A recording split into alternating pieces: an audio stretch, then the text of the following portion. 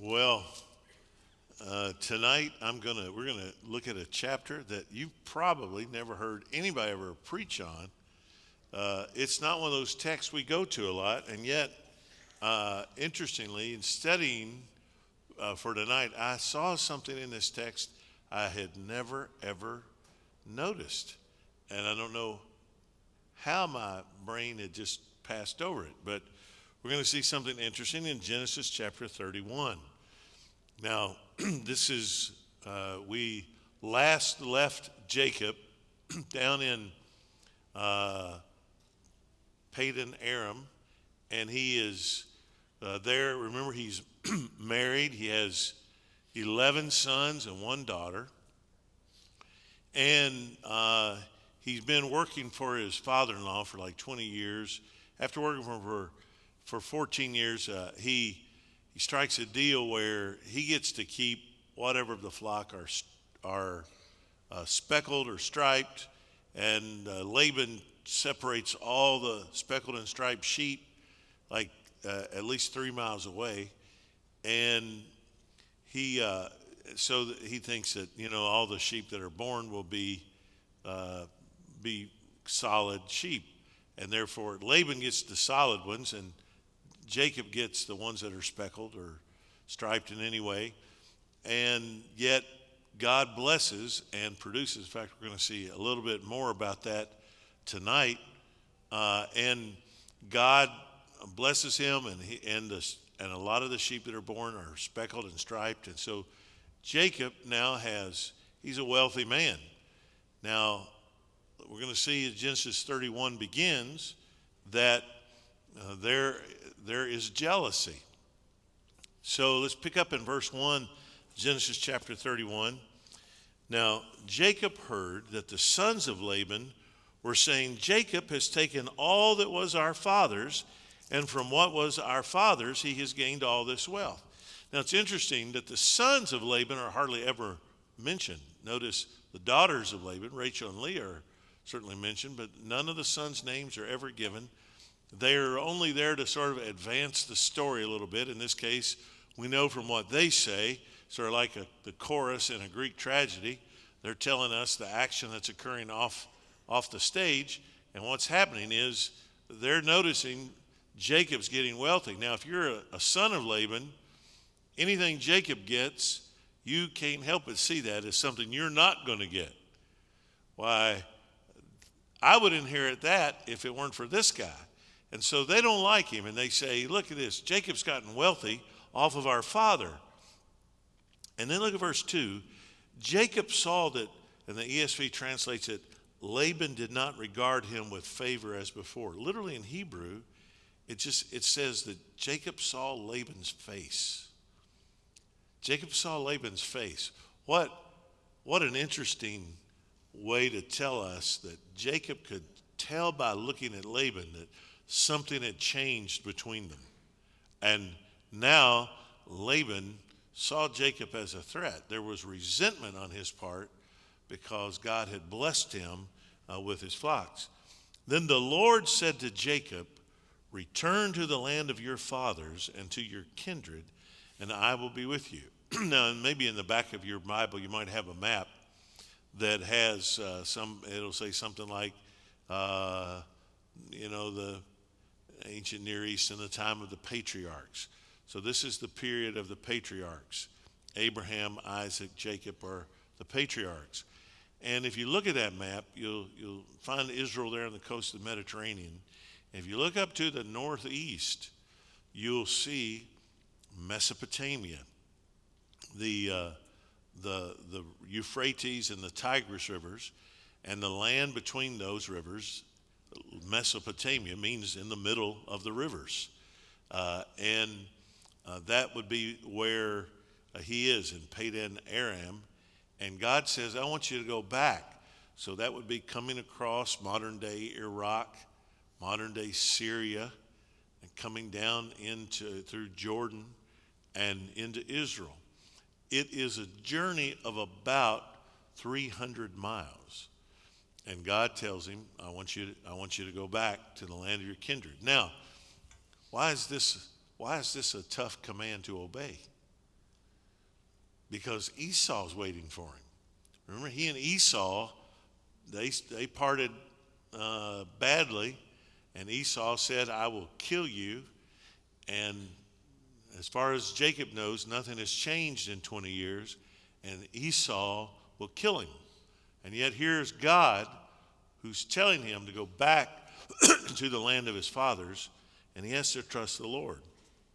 God says, you go back, I will be with you. So Jacob sent and called Rachel and Leah into the field where his flock was. Now again, if you'll notice in the text, the author here, Moses, is giving us all kinds of little hints along the way that add to the story. This is unusual for Jacob to call Leah and Rachel out into the field. Why would he not go tell them? He doesn't go home and tell them. He calls them out into the field. And it's because, of course, where they live, and they're living in their tents are all close to one another, and your walls are, after all, tents. And Laban, or some of Laban's sons or their wives, could hear the conversation. And he doesn't want to risk them knowing what he's going to say to his wives. So he has them come out to the field where he can see nobody's around them. And out there in the field, he said to them, I see that your father does not regard me with favor as he did before. I see his face. But the God of my father has been with me. Now we're going to see from the way the story unfolds here that Rachel and Leah don't yet really worship the God of his father.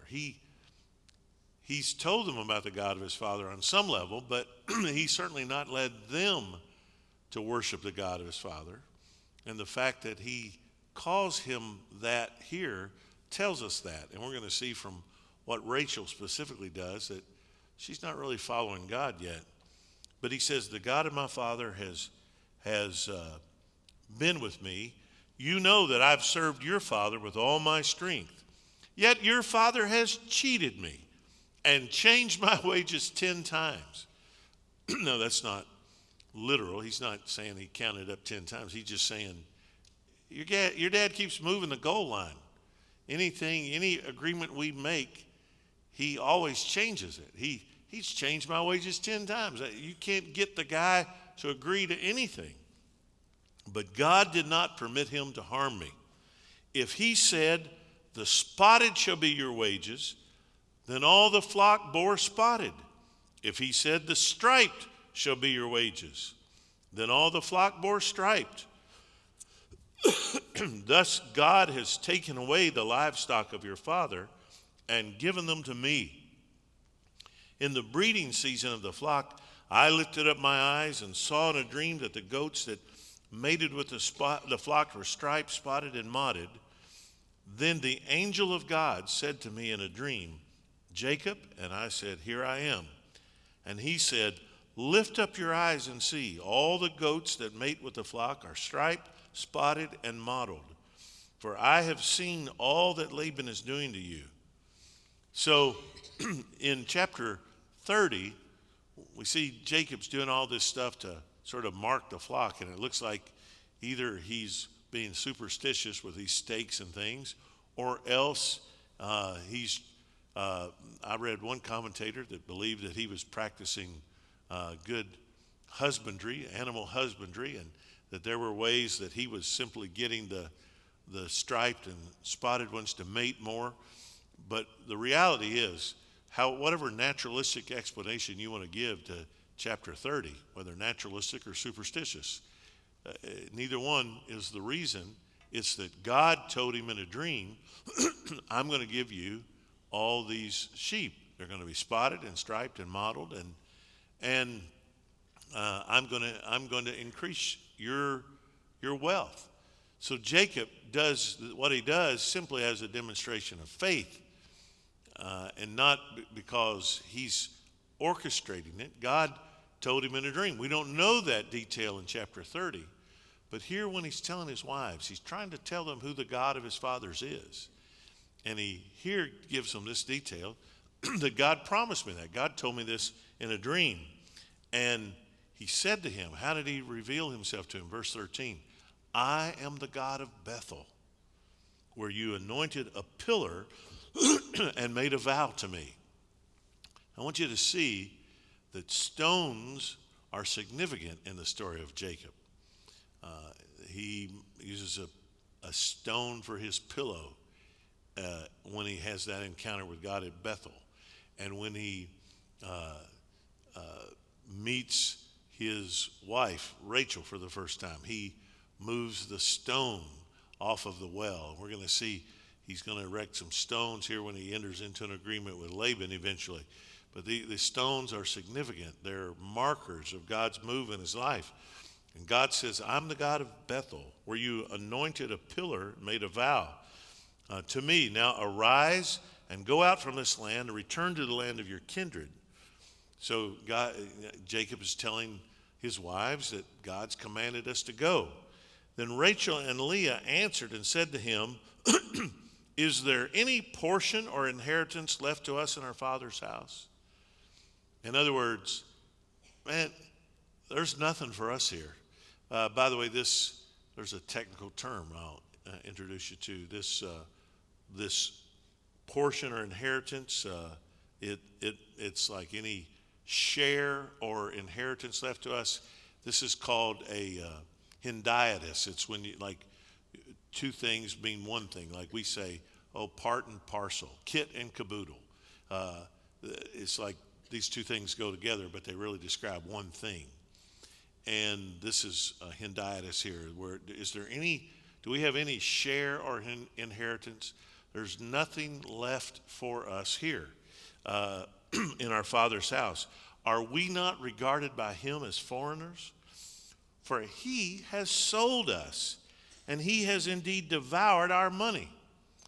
Now here they're referring to this ancient Near Eastern practice that usually when a family entered into a negotiation and agreed upon a bride price, the bride got a share of whatever money the groom or the groom's family put up. It was sort of her security blanket.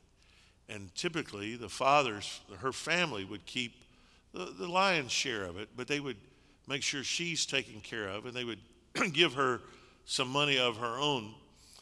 And that didn't happen with Laban. In fact, what did Laban do? He negotiates with Jacob for 7 years of labor. So again, this is sort of like off the books. He doesn't get cash in hand. He gets Jacob's labor. There's nothing to share with these women, his daughters. And they're saying, look, he sold us like cattle.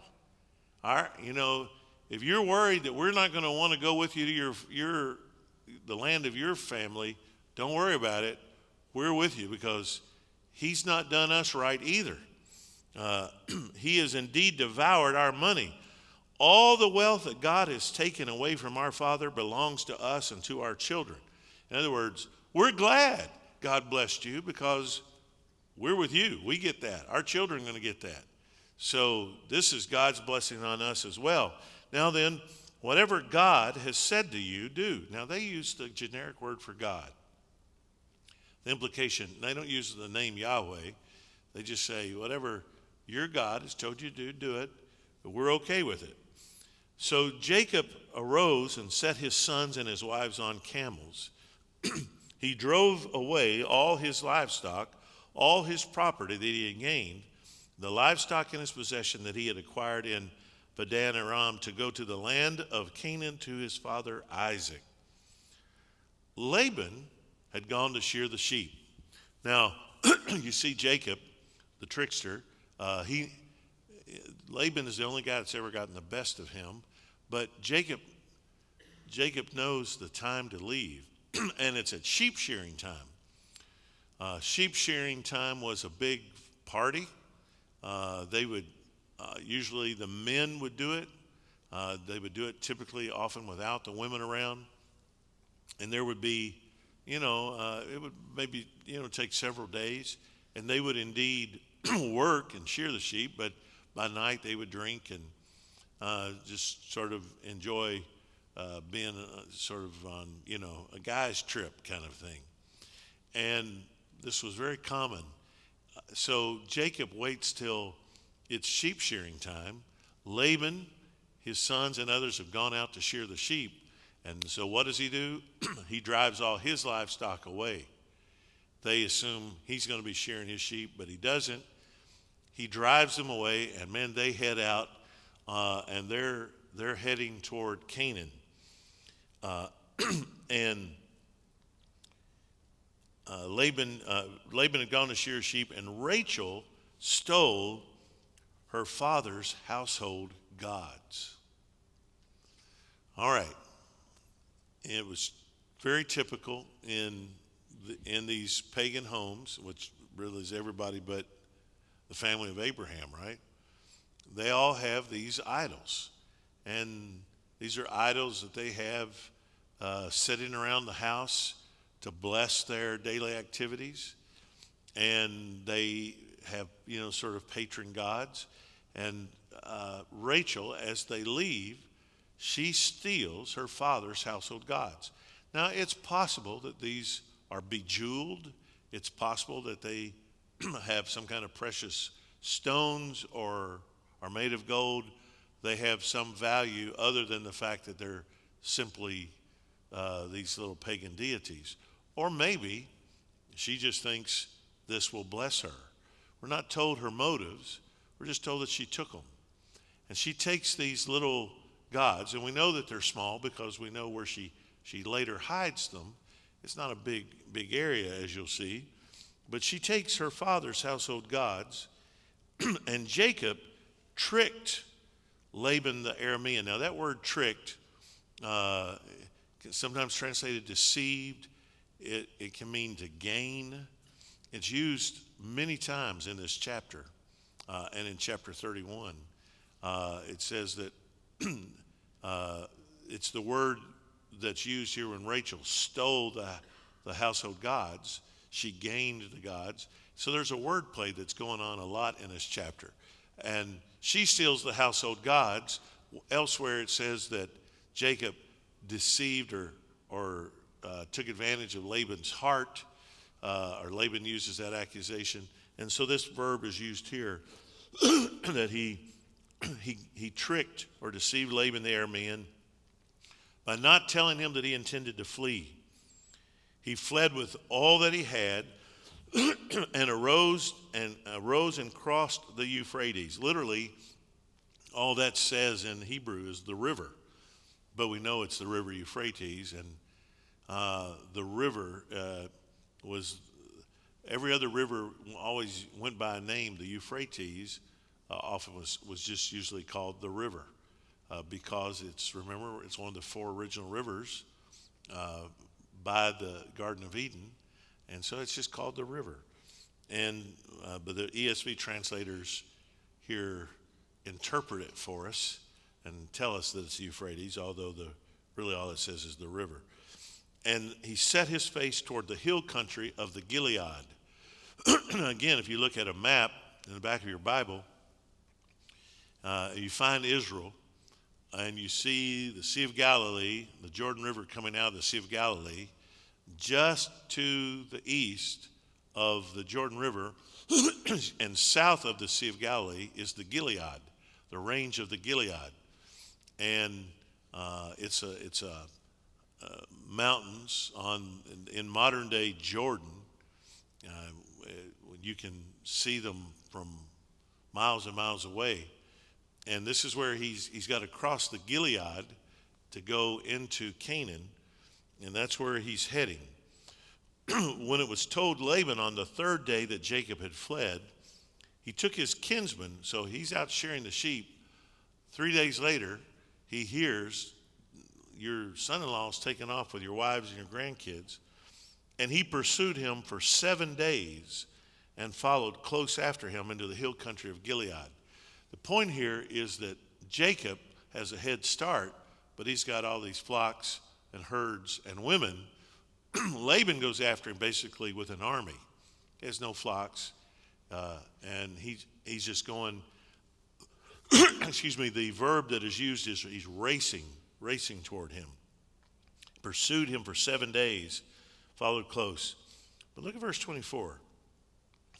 But God came to Laban the Aramean in a dream by night and said to him, be careful not to say anything to Jacob, either good or bad. Now, this is an idiomatic expression that simply means don't mess with him. You don't touch him. And that's a good analogy, because we say things like, don't you touch him. And we don't literally mean don't touch him. We mean more than don't touch him, right? Don't mess with him. And here God tells Laban, don't you say anything to him, either good or bad. It does not mean literally you can't talk to him. It just means don't mess with him. And Laban overtook Jacob. Now Jacob had pitched his tent in the hill country, and Laban with his kinsmen pitched tents in the hill country of Gilead. And Laban said to Jacob, what have you done? Now, what you're seeing here is that this is presented by the writer as like an international incident. So Laban represents the people up there of Mesopotamia, and Jacob is this new breed of people, the descendants of Abraham, who are from Canaan. And here they meet in the Gilead, the border between these two regions. And so this is like two nations hammering out an agreement. And it's almost like a court case. So Laban presents the accusation, what have you done to me? You've wronged me. You didn't give me any advance warning you were leaving. You didn't let me throw a party. I just wanted to bless you. And then Jacob is going to answer, and he's going to have some accusations of his own. But what's going on here is them each presenting their case about who is the aggrieved party here. Who's been wronged? What have you done that you've tricked me and driven away my daughters like captives of the sword? That is, words have meaning. It's just, anytime I read a newspaper article, even in those articles that purport to be unbiased, written by, they have the opinion pieces, or those opinion writers can say anything they want. But reporters are supposed to be unbiased, and yet you pay careful attention to the way they say things, and you can almost always sort of tell their own perspective by the way they relate it. They use loaded words. This is exactly what Laban is doing. Oh, you took my daughters like captives of the sword. Now, are they captives? Is there a sword involved at all? And yet, what's he doing? He's like, this is a military move you made. You've kidnapped my daughters. Well, dude, those aren't your daughters. Those are my wives. We struck a deal, and I worked for them, and they're mine, and they came with their own free will. There's no sword involved here. Nobody's captive. But boy, Laban is laying it on thick. Oh, you snuck out by night, like you took them like captives of the sword. Why did you flee secretly and trick me? Now, if there's anybody that has no reason to complain about being tricked, it's Laban. And tricked me and did not tell me, so that I might have sent you away with mirth and songs, with tambourine and lyre. All I wanted to do was throw a party. Yeah. Well, you could have brought all those people with you, right? But he didn't do that. Why did you flee secretly and trick me? And why did you not permit me to kiss my sons, meaning his grandsons, and my daughters farewell? Now you have done foolishly. Now listen to this veiled threat. It is in my power to do you harm. I've got an army here. I could make you pay for this. Now, once again, listen to what Laban's saying. I wanted to throw you a party. You didn't let me throw you a party, so now I could kill you. And you can sort of see the convoluted logic that he's using. And he says, it's in my power to do you harm. But the God of your father spoke to me last night, saying, be careful not to say anything to Jacob, either good or bad. So he confesses. He says, now, your God told me not to mess with you. Or your father's God, he calls him. Verse 30, and now you've gone away because you long greatly for your father's house. So far, so good. Now here comes the thing that shocks Jacob. He says, but why did you steal my gods? Jacob doesn't know what he's talking about. What do you mean, steal your gods? Jacob answered and said to Laban, now look, you got two conversations going on. You ran away and took my daughters, conversation one. Conversation two, why did you steal my gods? So Jacob is answering the first conversation, because I was afraid, for I thought that you would take your daughters from me by force. In other words, look at this, you're threatening force right now. Is it any wonder that I snuck away? Look, you're throwing around this thing like you got it in your power to do me harm, and you wonder why I snuck away?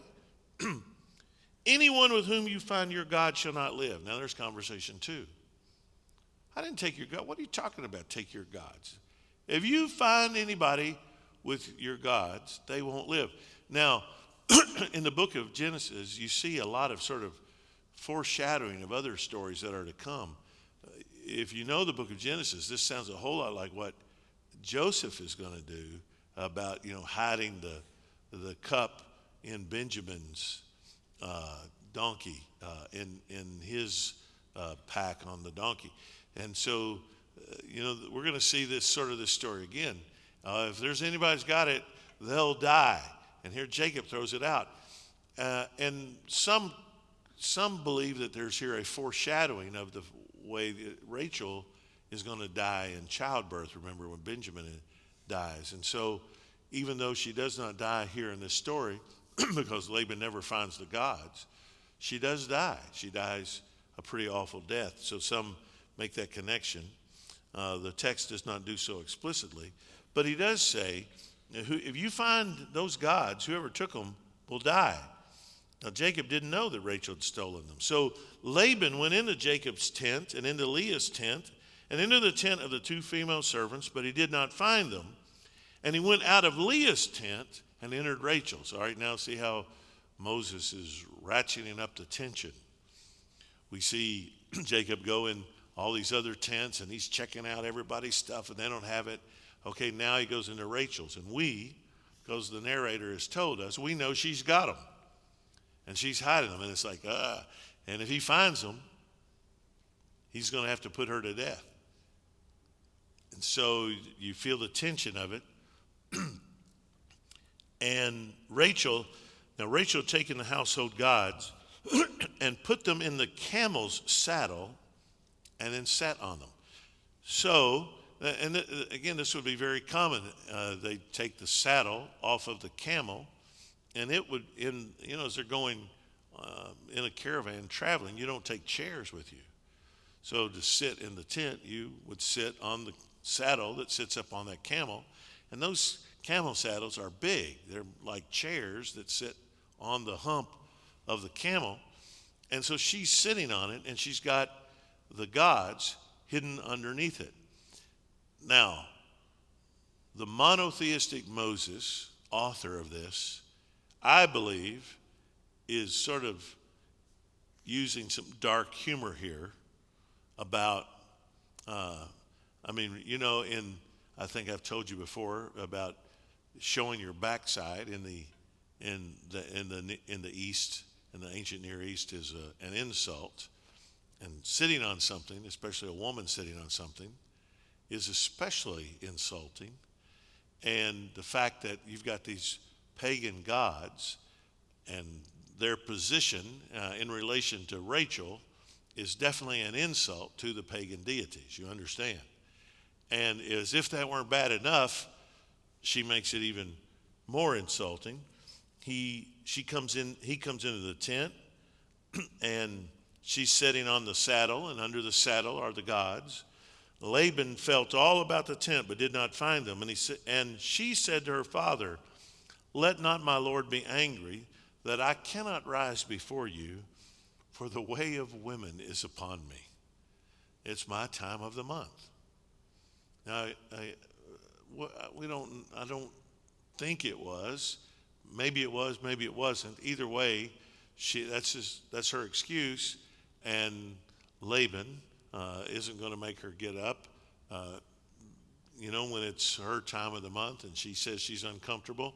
But you can't miss that here these gods are underneath a menstruating woman is sort of the point of the text, which if you know the rest of the Bible, you know that that's about as unclean as it gets in Hebrew purification laws. And that's exactly the point being made in the text. So he searched, but he did not find the household gods. I wish I had time to preach on the gods you cannot find, but we shall move on. Jacob became angry and berated Laban. All right, so now Laban comes out. He's conducted a search. He hasn't found anything. Now Jacob gets to play the heavily aggrieved party. and this is actually written in poetic form. What is my offense and what is my sin? Here the parallel poetry that is typical of Hebrew poetry, two things. What is my offense? What is my sin that you have raced after me? You've so hotly pursued me. Notice how they each use language to their advantage to present their case. For you have felt through all my goods. What have you found of all your household goods? Set it here before my kinsmen and your kinsmen. Oh, what did you find? Go ahead. Put the evidence right here in front of us so we can all see it. What did you search? Did you look in all the tents? Well, show us what you found. Here, how mocking it is. Set it here before my kinsmen and your kinsmen, that they may decide between us two. He's making this case. Now here it comes, man. Out comes all. This is exactly the way arguments go. Arguments never stay about the thing you're arguing about. They always expand. Every married couple knows this, right? It can't stay about this event. It's like, well, you always do this. You've been doing this for 20 years. And that's exactly what Jacob does. For 20 years I've been with you. Your ewes and your female goats have not miscarried. And I've not eaten the rams of your flocks. So he's like, man, I've been with you 20 years. Not once did I ever even so much as eat any of your meat from your flocks. What was torn by wild beast, I did not bring to you. I bore the loss of it myself. Now, nowhere does the owner of a flock ever expect one of his under shepherds to pay for the sheep that get devoured by wild beasts. That's not a thing. That's part of the risk, and that's why you got to trust your shepherds. But if a wild beast gets your sheep, you don't have a claim against your shepherd. That's just the cost of doing business. Jacob is making the point here that he's gone above and beyond in the way he has cared for Laban's sheep. If that happened, if a wild beast tore one of your sheep, I bore the loss. I replaced it. I never brought to you meat that had been defiled by some wild animal. From my hand you required it, whether stolen by day or stolen by night. There I was. By day the heat consumed me, and the cold by night, and my sleep fled from my eyes. And I haven't even had a good night's sleep for 20 years because I've been taking care of your stinking sheep. These 20 years I have been in your house. I served you 14 years for your 2 daughters and 6 years for your flock. And by the way, I want to point out that Jacob has enough good sense not to bring up the sordid business of Laban's deception about Rachel and Leah, because of course his wives are right there. And I noticed that he does not say, and you made me take this one when I didn't want her. Notice he does not do that. And so, which by the way, he could have, but it probably would not have been good at home that night. So He said, and you've changed my wages 10 times. If the God of my father, the God of Abraham, and the fear of Isaac had not been on my side, surely now you would have sent me away empty-handed. Okay, I want to stop there. If the God of my father, now who's his father? Isaac. And the God of Abraham, and the fear, I think a better translation of that word is terror. The terror of Isaac had not been on my side. If the terror of Isaac had not been on my side, notice the ESV capitalizes the word. So this is not like Isaac's fear of something. This is a name for God. The terror of Isaac, the fear of Isaac. Now, wherever have you seen that as a name for God? Well, the truth is you haven't, because it's nowhere else in the Bible except in Genesis 31, but it's here twice. He calls the God of my father, the God of Abraham, the fear of Isaac, the terror of Isaac had not been on my side. Surely now you would have sent me away empty-handed. God saw my affliction and the labor of my hands, and the ESV says rebuked you last night. In Hebrew, it says he determined in my favor. Now look, here's what's going on. They're each presenting their case like two ambassadors of their countries, trying to iron out an agreement here. Who's the aggrieved party? We've got to reach a treaty, an agreement. But notice, Jacob now, in the middle of this negotiation, says, God's already determined in my favor. This thing's over. God's already determined in my favor. And Laban has as much as admitted that, because he tells him, he said, your God showed up last night and told me not to say anything to you, good or bad. Then Laban answered and said to Jacob, the daughters are my daughters, the children are my children, the flocks are my flocks, and all that you see is mine. Now, Jacob doesn't, at first, he does not give an inch about his rights. He said, man, all this is mine. But what can I do? What can I do this day for these daughters or for their children whom they have borne? Come now. Let's make a covenant, you and I. So Laban blinks. Laban says, yeah, you're sort of right. What can I do? Now, he never concedes the point. He doesn't say, you're right, I've wronged you. He argues all the way to the end. All this is mine. I'm entitled to every bit of this. These daughters, they're my daughters. These children, they're my children. These flocks are my flocks. Every bit of it is really mine by right. But what can I do? Let's make a covenant. So he says, let's enter into an agreement. And let it be a witness between you and me. So, by the way, remember I told you in Hebrew, how do you say make a covenant? Cut a covenant. And how do you seal the covenant? By killing an animal, cutting it in half, passing between it. Notice there's no animal killed here. It's a covenant of what? Stones. Jacob took a stone and set it up as a pillar. Because Jacob, whom God calls Israel, one who rules with God, is indicative of the strength of the Lord. The stone is what's significant in Jacob's life. He slept on a pillar of stone. He rolled away the stone from the well. And now he enters into a covenant of stone. He set it up as a pillar. And Jacob said to his kinsmen, gather stones. And they took stones and made a heap. And they ate there by the heap. So notice you got two things. Instead of cutting an animal in two, you've got this big stone that is like a pillar, and then a heap of stones on the other side. And so they sit between these two things, just like they would if they had sacrificed an animal. but it's a covenant of stone. And they eat there between them.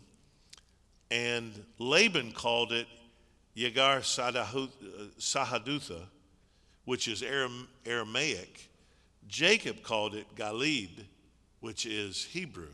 They both mean heap of stones, a mound of stones. They both mean the same thing, one in Aramaic, one in Hebrew.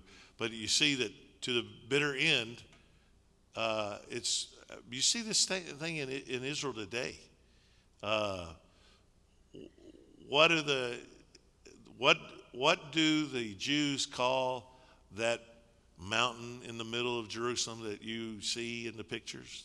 They call it the Temple Mount. What do the Arabs call it? They call it Al-Quds. They'll never call it the Temple Mount. They don't even agree that there was ever a temple there.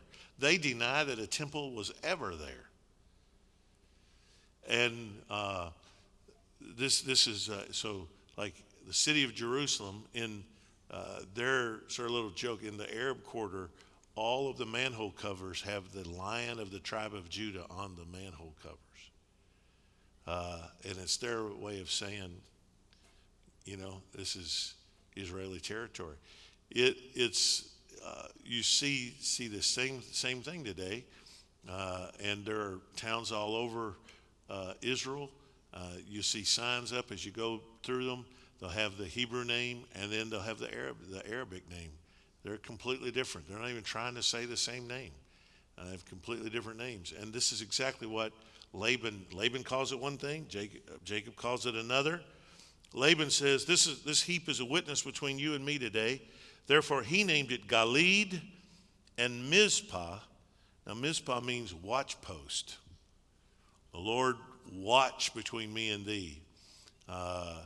And so this is up on the mountains of the Gilead, and you can see over toward Mesopotamia on the great Arabian desert.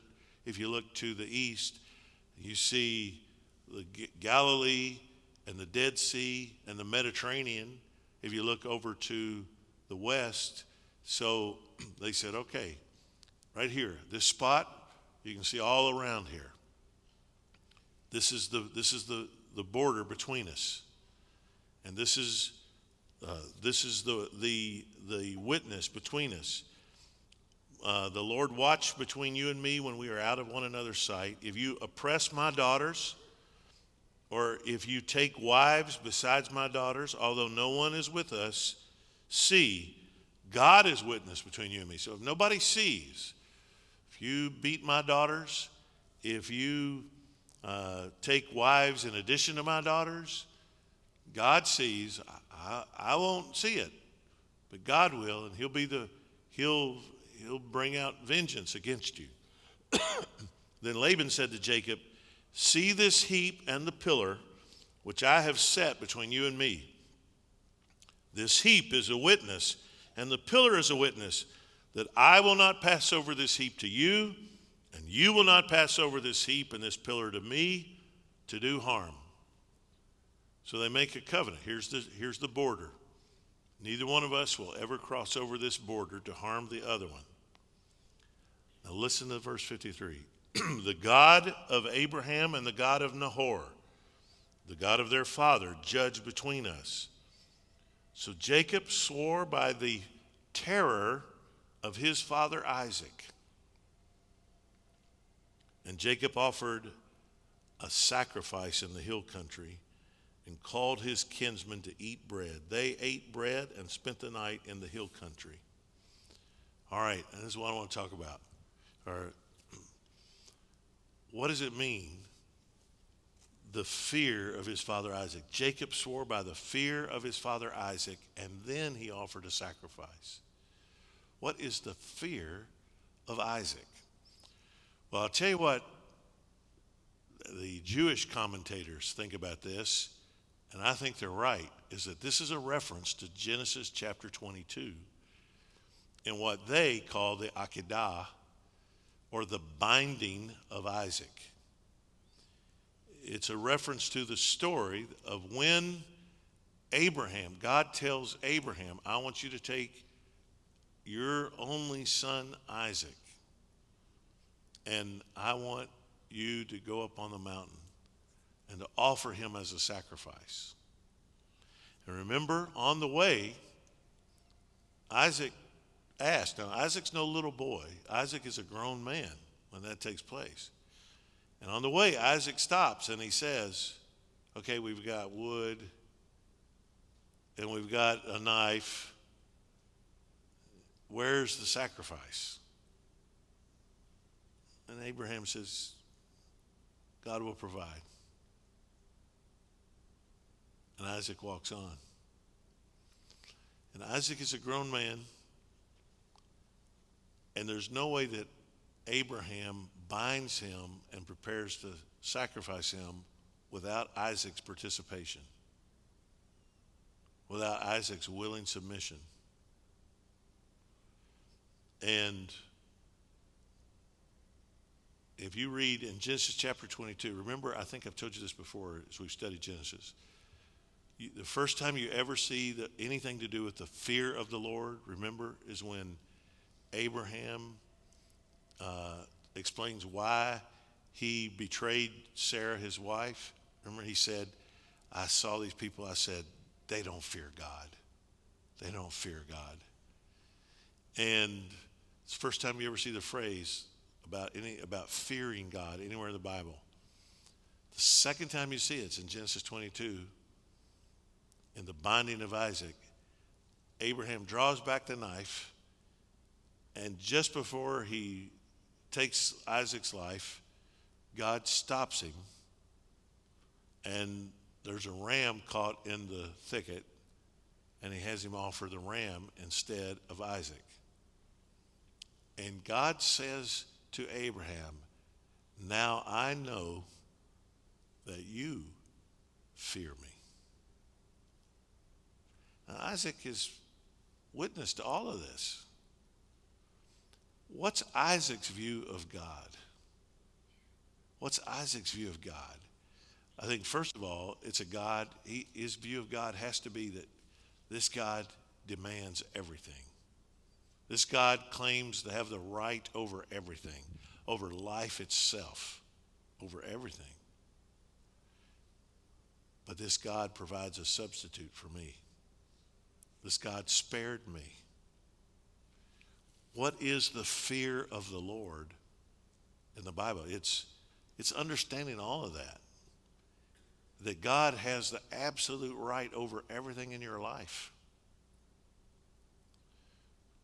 It's not a cowering fear like, oh, I'm afraid God's going to hurt me. It's the respect and awe of knowing that God has the right over everything in my life, but God will never hurt me ultimately. God will always care for me. And in the balance of those things is the kind of awe and respect that is at the heart of what it means to follow Christ. And here's this unique title for God, the fear of Isaac. And it's the name that Jacob invokes when he enters this covenant with Laban. After the covenant with Laban, now what does Jacob do? He offers a sacrifice and swears by the name of the fear of Isaac. You think his dad had told him that story? You think he'd heard of how God had spared his father even though he had commanded Abraham to sacrifice him? This is the thing that compels Jacob to go back to the land of Canaan, even though Esau's there. This is his binding. This is his laying it on the altar. He has to trust that the God who spared his father Isaac is going to spare him now. He's protecting him from Laban. Now he's going to protect him from Esau. He offers a sacrifice. He says to all his kinsmen, come, eat this with me. We're going on. He sets his face, doesn't he? He, just like when he left Padan Aram, he set his face toward the Gilead. Now the Gilead, he's setting his face toward Canaan. He's going on to meet Esau. And early in the morning, Laban arose and kissed his grandchildren and his daughters and blessed them. Then Laban departed and returned home. Then Jacob went on his way, and the angels of God met him.